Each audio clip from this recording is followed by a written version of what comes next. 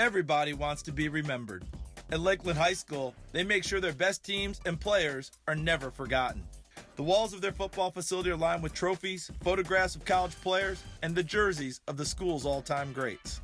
It includes the Pouncey twins, Mike and Marquise, who are two of the highest-paid centers in the NFL. About 10 years ago, the Pounceys were blocking for star running back Chris Rainey, who would later play with them for the Florida Gators.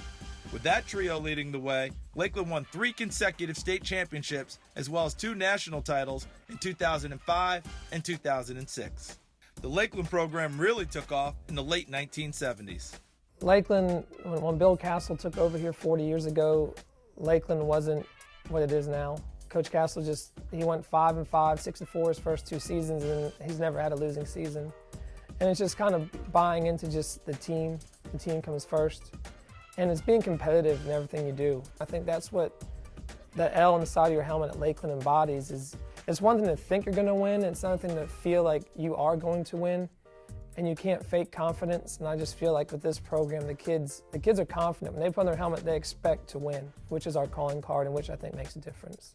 Now it's James Robinson's turn to make his mark on the storied Lakeland program. The senior wide receiver grew up in this area, and he watched those dominant teams when he was younger. I mean, it was great. It just every Friday we watch Rainey for at 200 yards every place. James is 6'3" tall and weighs 200 pounds. He's always been gifted athletically, and his brother, Jaquan, gave the Lakeland coaches a heads up that a star was on the way.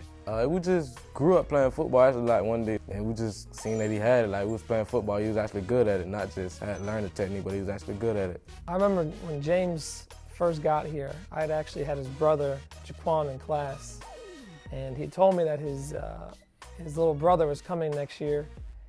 And I remember thinking, well, you know, Jaquan wasn't the biggest guy, so I'm thinking, okay, yeah. And Jaquan said, no, he's going to be good. And I remember the first time we were at practice, spring football, and James came out, and I looked up to James, and I said, okay, you know, yeah, we can work with this. Lakeland has one of the most unique nicknames you'll ever hear. They are known as the Dreadnoughts. Yeah, I think we're the only one with it, a battleship. The story goes back to the first principal here at the school and the first football team. And we had just upset a rival of ours that we hadn't beaten before. And as the story goes, you know, we ran through them like a mighty dreadnought rolling through the seas. And it just kind of stuck from there.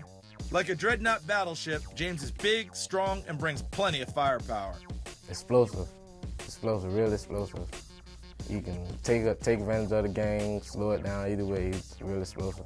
Big, physical, and fast. Most of the time, I just let the game come to me. I mean, with the ball in my hands, I'm looking for 6. He's always been a natural athlete.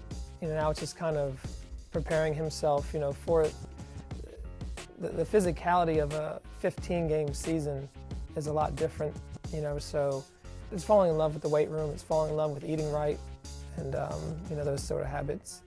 James has certainly put in the work to fill out that frame, and colleges have noticed. An Under Armour All-American selection, James has offers from several major programs, including Florida, Clemson, Ohio State, and Alabama.